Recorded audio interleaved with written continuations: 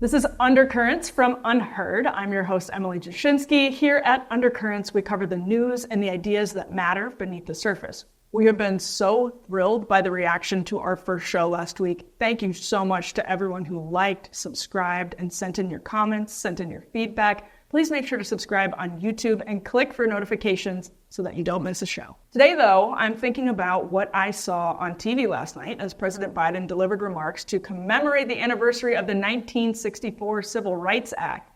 He slurred and he rambled through the script. It actually just made me sad. Sad for him, sad for all of us. So I'll be talking about what I think is the biggest scandal in the country right now that nobody seems to be paying attention to. But it should be more unifying, it should be more bipartisan, and yet here in DC, basically that campaign is nowhere to be found. So stay tuned for that. Now, as the country looks back on the Civil Rights Act, we're also talking on the show today to Delano Squires. He's a conservative who always challenges the right, challenges me to think harder and clearer about crime. And on today's interview, he offers a fascinating take on the awful tragedy that befell Sonya Massey in Springfield, Illinois, not long ago. But first, we'll be starting in the Unheard newsroom with editor James Billot. Today with James, we're talking about white dudes and Karens for Kamala, the starkest gender gap possibly ever to be seen in American politics, Peter Thiel's take on the new atheists, and James is prepared to deep dive on the volatile situation in Venezuela. So we'll start with our resident white dude, James Billot. James, white dudes for Kamala, Karens for Kamala. Is any of this, first of all, sanctioned by the campaign itself? There doesn't seem to be any official affiliation with this whole white dude, white Karen club, but I was definitely in attendance last night. I don't know how you spent your Monday evening, but we had politicians, we had Hollywood actors, we had policy people, and there were over 190,000 signups, so this wasn't something to sniff at. First, we had Pete Buttigieg, Transport Secretary. He described himself as a policy guy, but here's what he had to say. I'm a policy guy. I've never been totally comfortable with the truth that no matter how much you believe in your policies, so much of politics is just vibes. So Mayor Pete talking about how incredible the vibes were, really good mood. He set the tone for the whole talk. But then it just got a little bit weirder and weirder as the stream went on. So we then had actor Josh Gad. I'm not sure if you guys can recall that feeling you had on the night of Tuesday, November 8th, 2016. I stood over my kid's bed and I wept. Pull out a few tissues for Josh, but before we then go into The West Wing's Bradley Whitford, a very iconic character, also from the film Get Out, where he promised that he would vote for Obama if he could do a third term. Seems to be channeling a lot of that character. He is just as insufferable as his West Wing character and all of the West Wing fans that revere his West Wing character. What a variety of whiteness we have here. We got the dude, we got Pete. It's like a rainbow of beige. A rainbow of beige is how he described it. Not quite sure how he arrived at that tonal palette, but weirdly enough, the New York Times seems to quite like it. So we've got a screenshot here. Liberal white dudes rally for Harris. It's like a rainbow of beige. A huge video call for self-professed white dudes for Harris showed the breadth of Democratic support for her candidacy and the ways the party is learning to make fun of itself. Now, okay, that's all well and good. There was a lot of fun and cheer and bon homie, but there was something else at play here too. And I think there was a real contrast between the politicians on the show and the Hollywood actors, and it seemed to conceal just what was going on, a growing divide within the Democrat Party. Because a lot of the folks on vibes and these kind of culturally infused messages seem to basically draw away from the more old school pro-labor types who we see have a completely different set of policy priorities. Now, on the one end, we had actors apologizing for their skin color, which doesn't strike me as a particularly healthy dynamic. But at the other end, we had governors in swing states like Governor Roy Cooper, J.B. Pritzker of Illinois, and they were all saying some pretty interesting things and actually quite pragmatic things about, well, what was this whole thing about? Appealing to white voters. Let's not forget that only 32% of white men voted for Joe Biden. Well, James, let me actually just jump in because we both read this very interesting article by one of my favorite people on the left, Matt Stoller, in Compact yesterday, where he wondered whether Kamala Harris would be Hillary Clinton 2.0. That was in the Compact headline. And this white dudes and Karens for Kamala, even just the way that it looks, kind of reminds me of those fight song videos that think those were officially sanctioned by the Clinton campaign back in 2016. Celebrities all heaping praise on Hillary Clinton as though this is America's destiny. It's already done, written in the stars. This, to me, does kind of feel like, Matt was writing about the policy questions that are really important, things like antitrust in particular, and whether Kamala Harris will listen to the likes of Reid Hoffman, who have written her checks recently, but also demanded that they axe Lena Khan and go into some of those populist policies. But even this tone, it feels like glossy and almost entitled to Kamala Harris in the Oval Office. And that's just sort of a vibe. But it does remind me a lot of how there was this sense of destiny surrounding Hillary Clinton, first female president. Kamala Harris will be the first female president, obviously the first Black female president. It just feels like we're going back to that in a sense. But you have a good point to make as well about some of the bench here on the left that Kamala Harris could tap for her vice presidential pick too. Well, yes, and the difference is and I want to refer to a book that your other co-host, Ryan Grimm, wrote, and he basically makes the point that it was Hillary that introduced identity politics, or at least accelerated identity politics within the Democratic Party. And this has become basically a permanent tension ever since 2016. You could see with Bernie, his 2016 primary campaign was very different from his 2020 campaign, where he really tried to dial up the identity politics in that 2020 to try and appeal to essentially non-white Democratic voters. And we're seeing much the same thing happening now. Kamala really can't seem to decide whether she wants to lean into that aspect of the message or focus on the policy and keep it economic. But if you look at J.B. Pritzker of Illinois, if you look at Josh Shapiro of Pennsylvania, all these governors, they're not interested in the identity politics. They're trying to be pragmatic, bipartisan, because they know they need to appeal to those independents and moderates to swing their states. And that's a message that Kamala Harris should really try and take all the way to the White House. Well, Josh Shapiro, I think, is particularly deft at this. J.B. Pritzker has fallen down the identity politics rabbit hole for myriad reasons, just part of this sort of philanthropic, multi-billionaire family that's given to trans causes and has gone in a lot of directions that I think are a vulnerability for him and for Democrats politically if Kamala Harris looked to J.B. Pritzker as a vice presidential pick. Tim Walz, though, that's the guy that's been generating massive interest. He's been auditioning across cable news, or across, I should just say, news in general. And he's the governor of Minnesota. He has done basically a full-fledged Democratic agenda. He's enacted it in Minnesota sort of fearlessly without any sense of shame or needing to hide that these are Democratic priorities. Obviously, Donald Trump is really, really, really popular in rural northern areas of Minnesota, particularly. Those are areas that when Joe Biden was still at the top of the ticket, Republicans were actually talking about whether they could win Minnesota. So, we kind of laughed at that. Trump would win Wisconsin.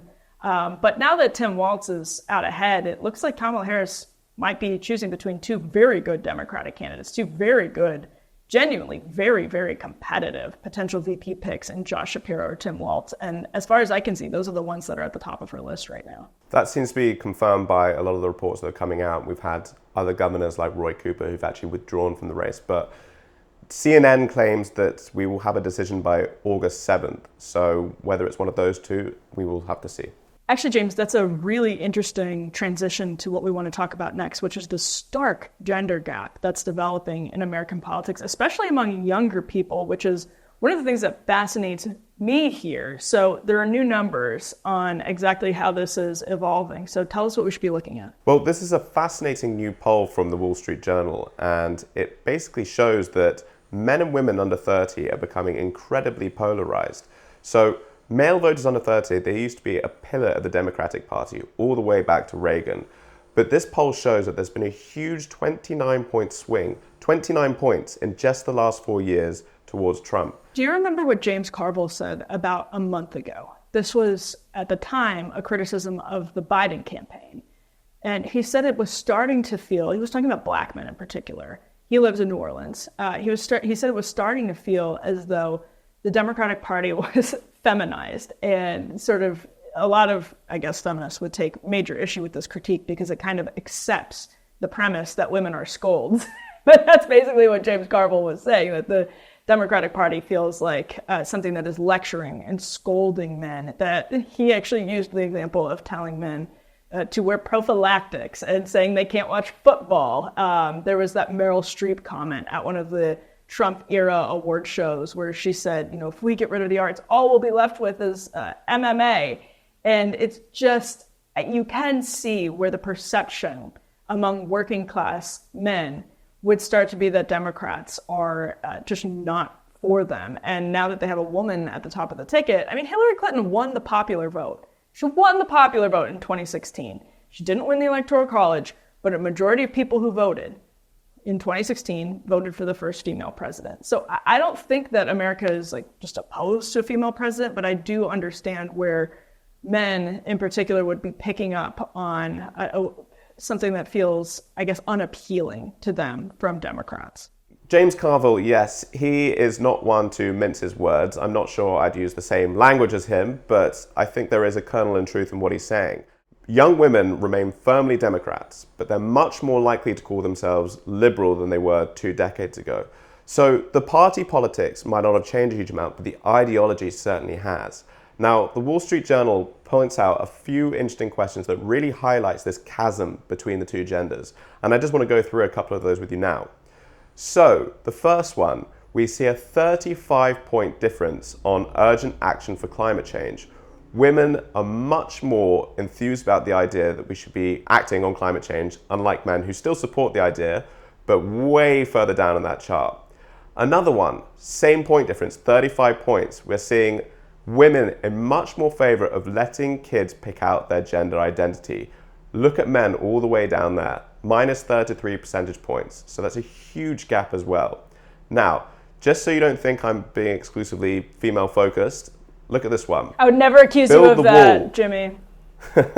So men, build the wall. They are in the positive territory, just about, but women all the way down, minus 47 percentage points. They are very much not in favor of building the wall. So these things also, with immigration aside, they're not just political topics that might make it tough on a first date or matching on Hinge or at the dinner table. They're how people live their lives. So it's not just a matter of, on the one hand, you're going to start seeing parties reflecting this gender polarization that, Republicans, what they're saying is probably going to start sounding more and more male. Democrats, what they're saying is going to start appealing to more and more women if that's the base that you have to turn out. So that already is going to reflect this division. And that's unhealthy enough, honestly.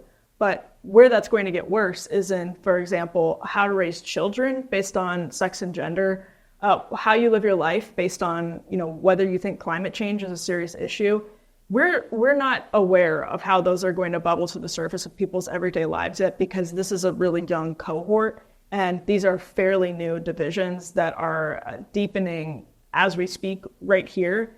I would expect in the next couple of years, if these trends continue in a similar direction, these relationships between men and women, these sort of sex-based disagreements or lifestyle divergences are going to get worse. And that means we are going to be less healthy as a society as a consequence. There's basically no other way to see that. Okay, James, so Peter Thiel is weighing in on New Atheists, and Peter Thiel has pretty interesting thoughts on faith that I think get buried a lot in the political context that swirls around Peter Thiel at any given moment. So what did he say just recently? So Peter Thiel, he is one of the biggest figures on the tech right, an item we discussed in the last episode.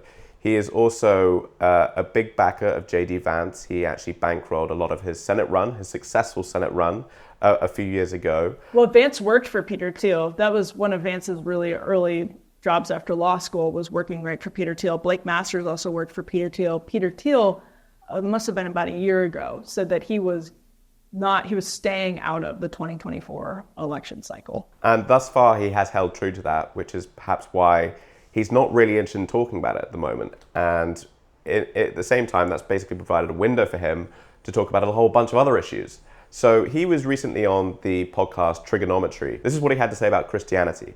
Now, just before we play the clip, it should be noted that Thiel is himself a God-believing Christian. So this is a really interesting comment. Christianity, the the main religion of the Western world, it always takes the side of the victim. It is like some kind of deformation or intensification. And maybe you should think of wokeness as ultra-Christianity or hyper-Christianity. He's saying that wokeness is a version of hyper-Christianity. Christianity, of course, favors the victim, and wokeness has essentially inherited that from Christianity.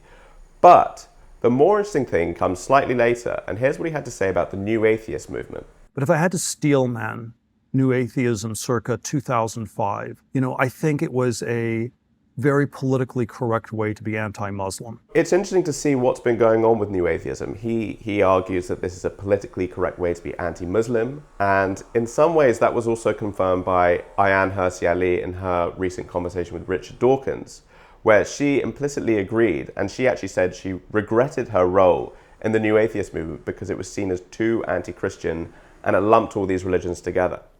Yeah, I was really moved by that conversation with Ayaan and Richard Dawkins, and actually went back and started watching old Dawkins clips and in debates with like Mehdi Hassan and others who were challenging atheists really staunchly. And you go back and it's very interesting to hear what they say now, because it's easy to forget exactly how bitter and staunch these critiques of Christianity were at the time. And for me, it's a very jarring juxtaposition to watch a clip from like 2006 of Richard Dawkins or 2008 of Richard Dawkins and watch him in conversation with, Ayaan just a couple of months ago, because I would like to hear more regret than just, well, I regret it. Ayaan made that comment really interestingly, but I'd like to hear from Richard Dawkins how you can be a cultural Christian who had these incredibly deep, detailed, and bitter critiques of Christianity just 10 years ago. I don't know. I want to hear more, basically. I think they're all still figuring out where they stand on this. I think there's been a lot of things that have woken people up. So Tom Holland's book, Dominion, obviously, was a huge influence on Ayaan Hirsi Ali's conversion, as she wrote about in Unheard not too long ago, and has been a part of a lot of people's rethinking of this important conversation about the West and the inheritance of the West. And the only other thing I'll add to this is Holland himself has been criticized for almost echoing the Nietzschean argument about Christianity that Peter Thiel was making. I was going to say what Peter Thiel was saying sounds like he's been listening to Tom Holland, who in and of himself was saying Nietzsche noticed that Christianity was almost a victim-worshipping religion, a reverence of the victim, and Nietzsche saw that as bad because it glorified weakness. And Peter Thiel, people think of him as a Nietzschean robber baron, a Randian, like Ayn Randian caricature ripped straight out of, Atlas Shrugged. So this is just, I don't know. I'm really glad that you brought this up and played those clips, because I feel like this is really big. There's definitely been a revisionism about the New Atheist movement. I mean, I don't know about you, but my YouTube feed for the past 10 years has been absolutely littered with Four Horsemen clips of Christopher Hitchens owning Christian preacher, or Sam Harris destroying the Muslim Muslim cleric of some description.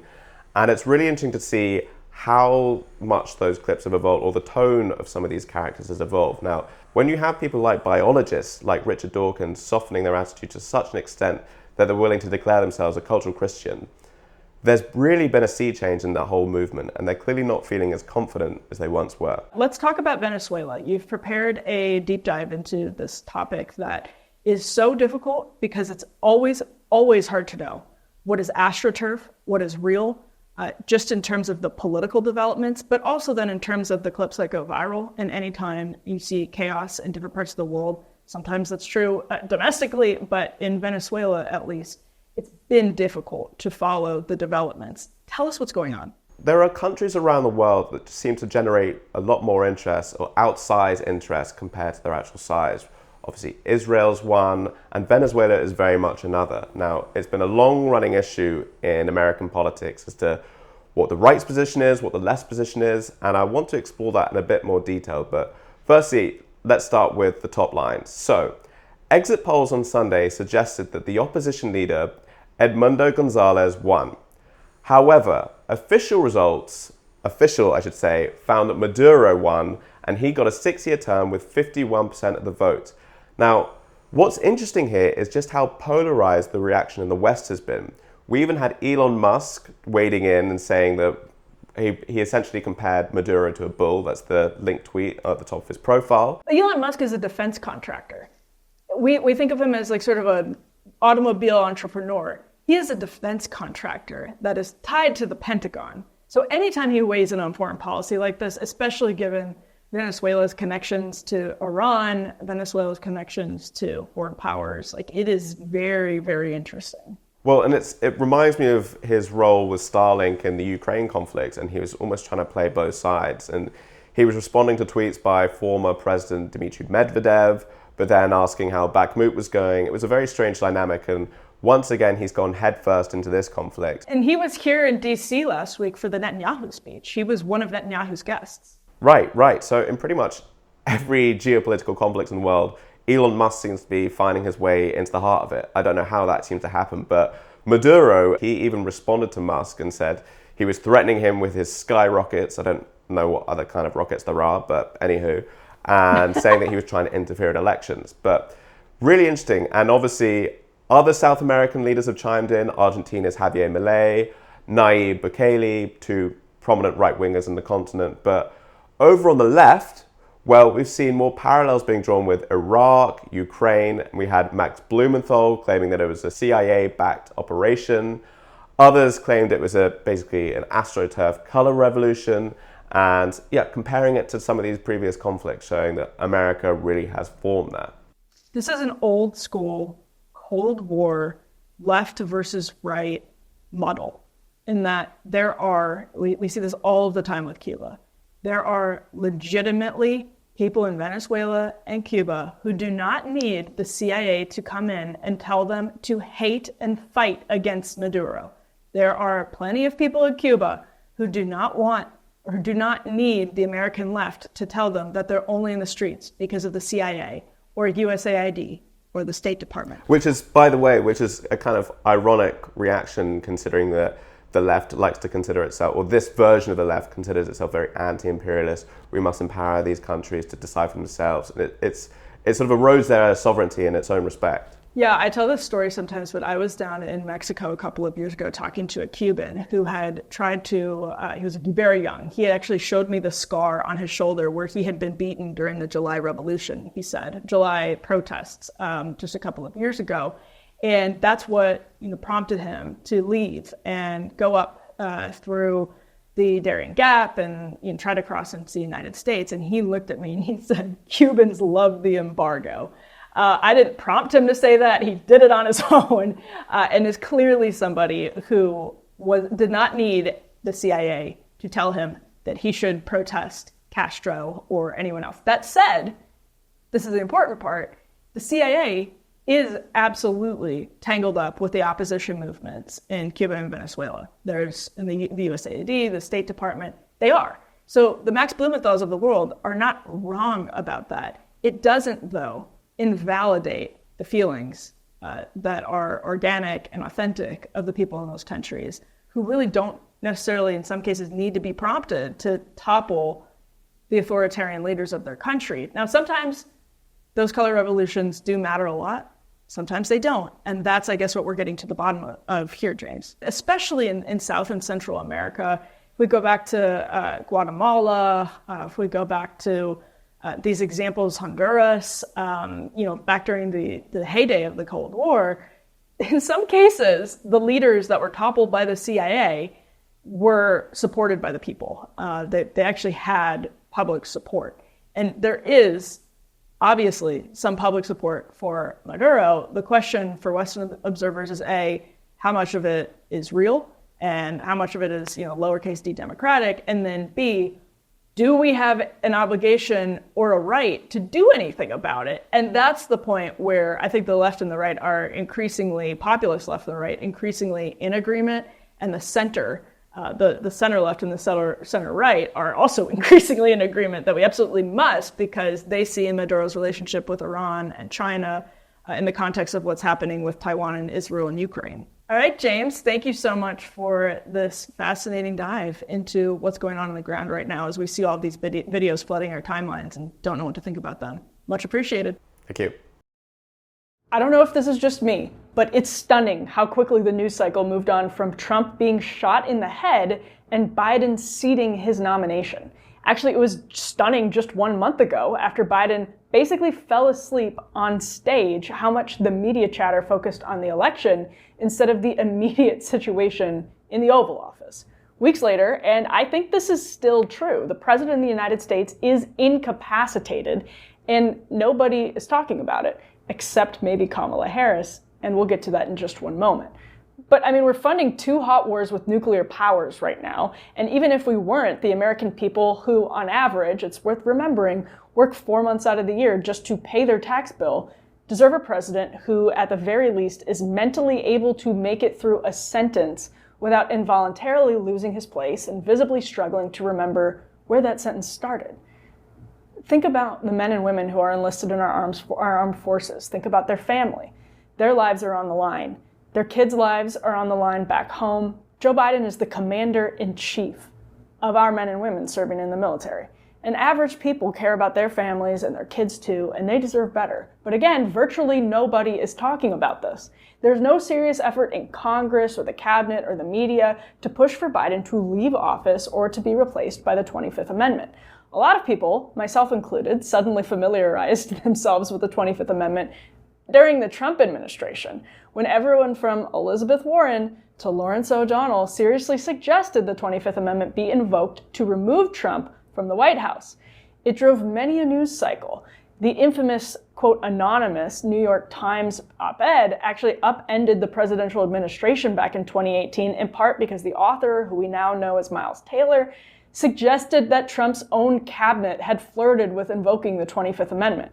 Watch this compilation video the Conservative Media Research Center put together of media talking heads chattering away about the 25th Amendment. What exactly would have to happen to invoke the 25th Amendment in this country? Obviously, in an ideal world, you would try to invoke the 25th Amendment, which I think is amply justified. The man is deeply mentally unstable. The cabinet should convene immediately to discuss the 25th Amendment. Now, look at this chart of Google searches for the amendment since Trump became the GOP candidate back in 2016.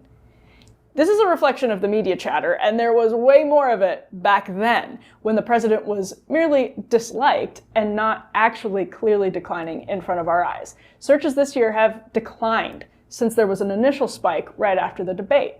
Now, though, a new report from journalism legend Seymour Hersh, long beloved by the American left, actually suggests that Kamala Harris pushed Biden off the presidential ticket by threatening to invoke the 25th Amendment. Hersh reported on Saturday that Obama called Biden the day he ultimately resigned from the ticket to say that he had Kamala Harris's approval to invoke the 25th Amendment. I don't care if you're on the left or the right. This is not a partisan issue. Joe Biden has a vice president. She can finish a sentence without forgetting the subject. And this is why the 25th Amendment was actually ratified in 1967. How do we know that? Well, because President Lyndon Johnson at the time explained it. Here's what he said at the ratification ceremony back in 1967. "Twice in our history," said Johnson, "we have had serious and prolonged disabilities in the presidency. In 1881, President Garfield lingered near death for 80 days before succumbing to Guiteau's bullet. President Woodrow Wilson was virtually incommunicado for many months after a stroke, yet dismissed his Secretary of State for attempting to convene a cabinet meeting.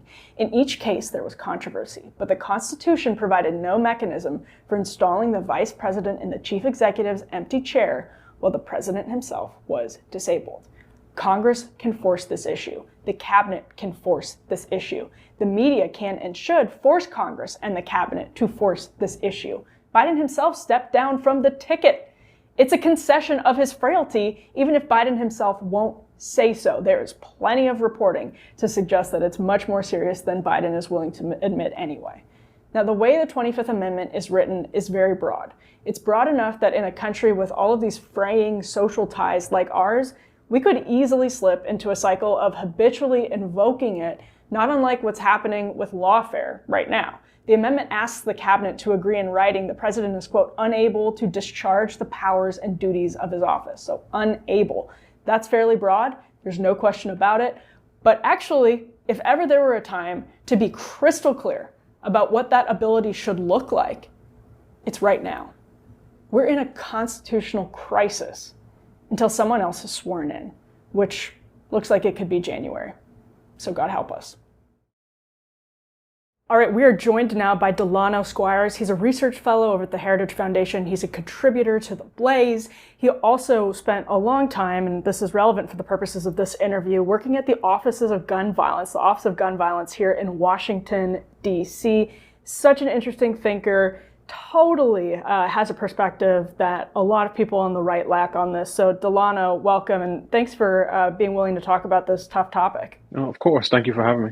We're here to discuss the tragic death of Sonya Massey in Springfield, Illinois, which happened earlier this month. And I want to just read from a report that NBC News did. Sonya Massey, 36, called 911 at 12:50 a.m. July 6 to report noises outside her Springfield, Illinois home. Within 15 minutes, 2 Sangamon County deputies arrived. According to body cam video recorded by his partner, Deputy Sean Grayson rang the doorbell, knocked on the door, and repeatedly identified himself as a deputy from the sheriff's office.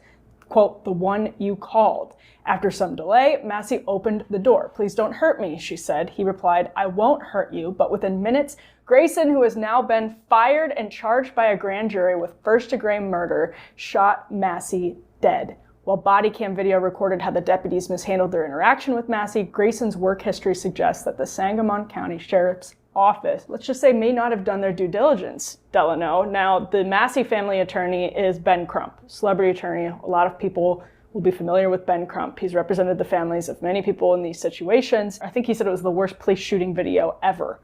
Do you agree? What happens when you watch this video? Do you think it's the worst ever? Even framing it that way, has its own issues. I know I saw one from, it was a hotel hallway. I believe the gentleman was in Arizona, where the police were instructing him to crawl and then keep his hands up and then stop and then keep crawling. And he was shot and tragically passed away. But he was white and male, so it didn't really make as many headlines as this one. I don't think there's a need to really compare them. I mean, the shooting looks bad. And obviously the officer was arrested. He will have his day in court. Evidence will be presented, body cam evidence, ballistics, forensics. But it's a bad, it looks bad to the average person. And the average person is deeply troubled when you think of someone calling 911 because they're in a state of distress. And within minutes of making that call, the person is laying on their own floor in their own home, dead with a gunshot to the head. So one thing I will say is this: I'm always curious about the types of charges that police officers receive in these incidents, because I also think there's a danger in potentially overcharging someone, especially if a jury can't deliberate on a lesser charge. So first-degree murder is a very high bar to clear. So it'll be interesting to see what type of evidence the prosecution presents in order to justify that particular charge. So that's a really good point, because one of the things I was thinking about, this officer, he was discharged from the Army for a, quote, serious offense. He had 2 DUIs in the last 10 years, Grayson. He was immediately fired in this case, but just since 2020, he has had 6 law enforcement jobs, according to that NBC article I was reading from earlier. And that year 2020 really stands out for me, because since 2020, police departments have had a very difficult time recruiting officers and maintaining officers. They have hemorrhaged people to retirements, early retirements. It has been the harassment that people have faced in communities like ours in DC, Delano. We've seen it up close. It's terrible. And in a weird way, that I wonder if that contributed to all of these different departments keeping a guy who seems to have been wildly unqualified for the position of police officer. I want to get your perspective on that and just ask, is that something you've seen happening in communities where, police aren't looked upon super favorably just in the last, 15 or so years? Well, I've definitely heard, police departments bemoaning the difficulty with recruiting, certainly in a post, if I could put it this way, post BLM, post George Floyd era. So I definitely have heard departments saying, look, our recruitment classes are down, retention is down. As you said, early retirements. I do think some of this is, motivated by both policy and rhetoric. If I am a police officer in a large urban department and I'm hearing people on my city council talking about playing footsie with defund the police, I may take a job in, a suburb with this, you say hi to the kids and you get a cat down from a tree every once in a while. So I definitely think that's an issue. It is interesting to hear about some of his background, because one of the things that happens in a lot of these shootings is that you hear, particularly where race is involved, particularly if it's a white officer and a black suspect, there is a lot of media attention paid to the personal, professional, and oftentimes criminal record of the deceased, and a lot less attention paid to the professional, personal, and sometimes criminal record of the person who's been charged, of the officer. And I do think that that's completely relevant. Now, I don't know under what circumstances he left the other departments, but I certainly think it's worth asking. And I also think that there are some, criminal justice advocates who say this is why we need some type of federal database so that departments can see where a particular officer has worked over a particular period of time. And I don't know if those databases will be open to the public so that the average, American citizen can see, this is the person who's policing in my neighborhood. And I do think that there is an opportunity, even on the center right, to discuss these issues, because one of the things that 2020 did, obviously you had the riots, you had the civil unrest, but you also had, probably in the first time, certainly in my lifetime, a significant number of conservatives starting to question their back the blue, no matter who sort of rhetoric. Because when it's suburban moms being arrested by police at an outdoor football game because they violated some sort of COVID protocol, it makes you reconsider whether the police, as agents of the state, are always on our quote unquote side. And so I think there's an opportunity for some real robust discussion on some of these issues. Well, yeah, because what we have in this situation is a single mother who is clearly, I think pretty clearly, she's saying she rebukes this officer in the name of Jesus. There's been some debate about how serious that was, if it was a joke, if it was sort of lighthearted, or if it was really serious. And the officer responds, "You better effing not." And you have her crumpled on the ground, motherless children. As The Atlantic wrote, and we can put this article up on the screen, she may have been seen as a, quote, damsel in distress in another situation. She was responding at first politely to the officers, and The Atlantic writer said that kind of actually reminded her of how a lot of Black Americans are coached to interact with law enforcement. I don't know, Delano, it seems like something that all of these videos, you mentioned Michael Brown earlier, Jacob Blake is one I remember after being sort of duped by all of these clips time after time after time and saying there's no way that nothing else can come out that makes me rethink what happened here. George Floyd is a good example. But this one I'm looking at and I'm like, I have no idea what could possibly make his decision any less callous and disgusting. It's a single woman with a pot of boiling water. Yeah, I'm sure if I can sort of, prognosticate for a little bit, I'm sure the defense attorney will say, they will find some expert to say, well, boiling water can travel at X distance in Y amount of time, and obviously could scald the person and leave them incapacitated. I'm sure someone will say that the camera angle that you see on the video doesn't really give the sort of true sense of danger that officer felt he was in. I think for, again, the average layperson, and I think it's important to make a distinction between people who see these videos on social media and then jurors who are instructed on how to evaluate evidence in a court of law. Because, as you said, we've seen a number of these incidents where you see something and then it's like, okay, well, there's a little bit more to the story to add additional context. Even if it doesn't change your mind, there's more context involved in this particular situation. I think, like you, many people would say, I don't know what context you could give that would go from how this interaction started in terms of her calling the police to how it ended. But I'm sure someone will be there because, everyone's entitled to a defense, and some defense attorney will find a way to say that he felt his life was in mortal danger. There's been dispute as to whether she actually threw the water And now again, then you end up getting very technical.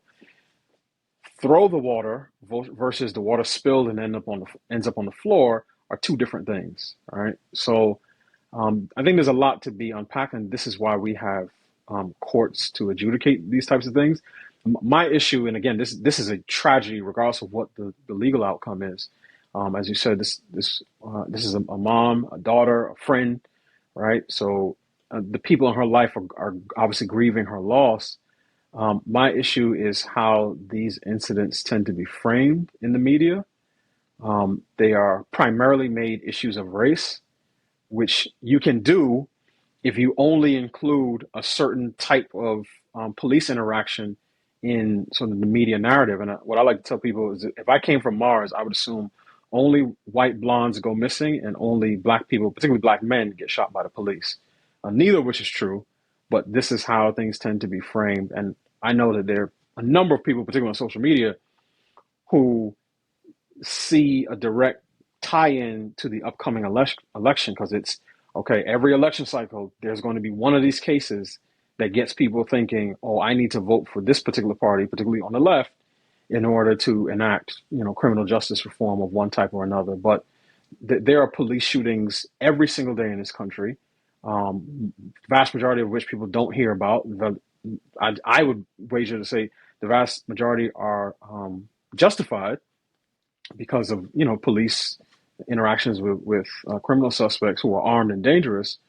But there is a subset that we tend to see, and the subset of that subset has a particular narrative that I feel that the media is very much desirous in advancing. Well, yeah, let's talk about that, because I think those media decisions have actual life and death consequences. And I don't want to jump to conclusions on this one, but I think what we were talking about earlier in terms of it being very difficult to recruit police officers, and they'll tell you why. And one of the reasons is snippets of video come out that, as we've seen in multiple instances, snippets of video have come out that are not representative of the actual situation. People's lives are ruined, and they're just trying to, all of the other challenges of being a police officer already existed, and then you layer this on top of it, and it's just an incredibly difficult position to be in. And the Atlantic article I referenced earlier actually mentioned Kamala Harris in the piece. It's clearly being picked up as that kind of framing. But on the right, the most hillbilly thing I think I've ever seen from J.D. Vance is that leaked message from years ago. He said he hates the police. The no-knock warrants were re-explored after the Breonna Taylor killing.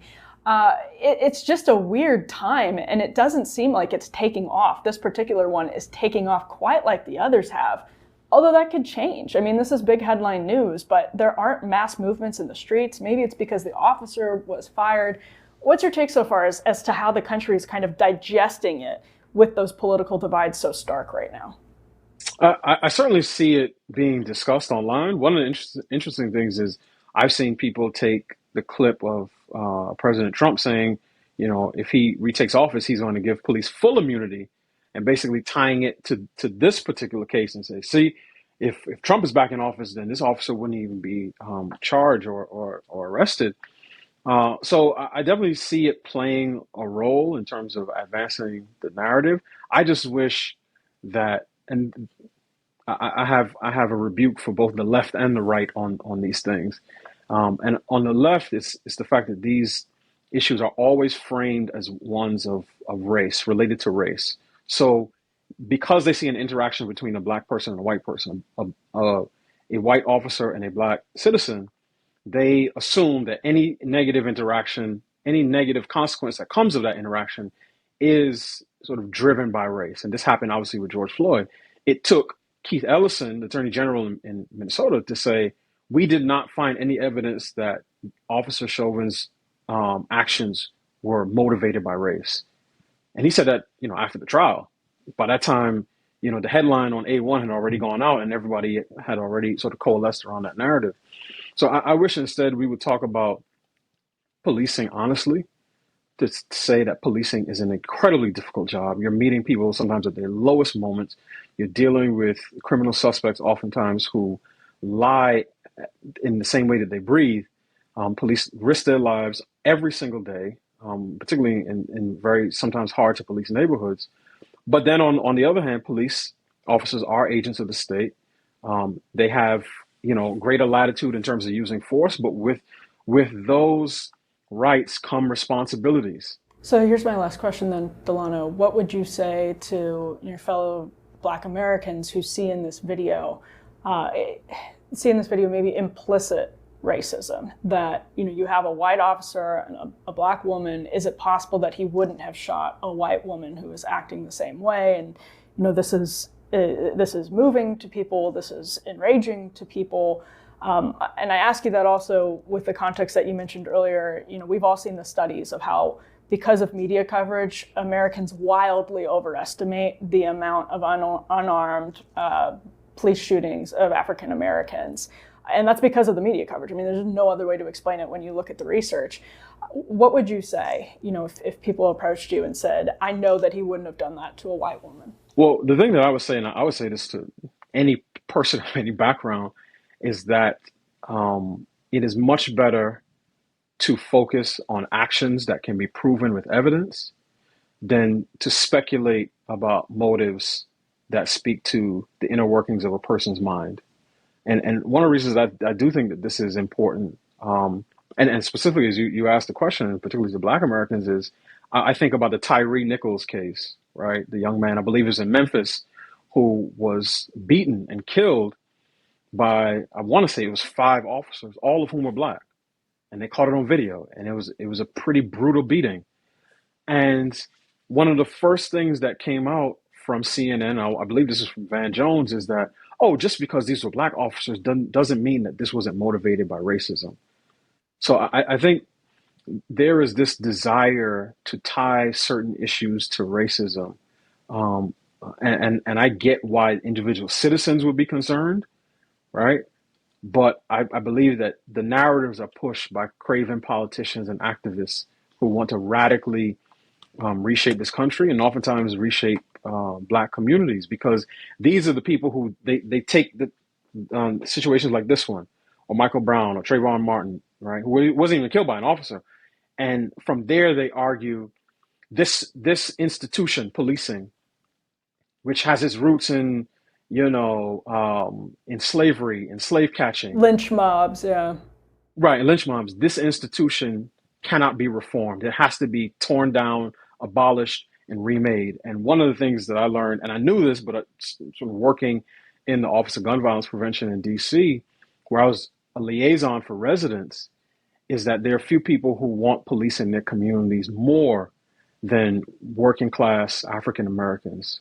Those are the people who say we want them on foot patrol, we want them engaging people. We don't want to be abused. We don't want our sons to be disrespected and to have their crotches grabbed just because they're standing outside of a barbershop, and to be dismissed and treated as would-be criminals.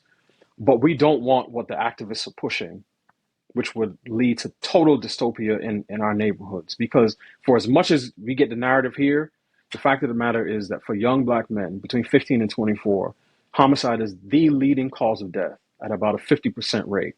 So the notion that the police are the main threat to Black lives in East Flatbush, Brooklyn, or Anacostia in DC, or St. Louis, or Chicago, or Atlanta, or New Orleans, or Cleveland, or Detroit is something that is not supported by evidence. And that is my major frustration, particularly with progressives with respect to how they use these cases, because to them, Black lives are only valuable and only matter when they're politically useful. Yeah, and sadly, I suspect we'll find out that he was hired by all of these police departments despite such a horrific and spotted record, because they were just desperate for people in the aftermath of what's been, I think, exploitation by activists, as you detailed just there, Delano. Fascinating and helpful as usual. Delano Squires, Heritage Foundation, and a contributor over at The Blaze. Make sure to give him a follow. Thank you for joining us, Delano.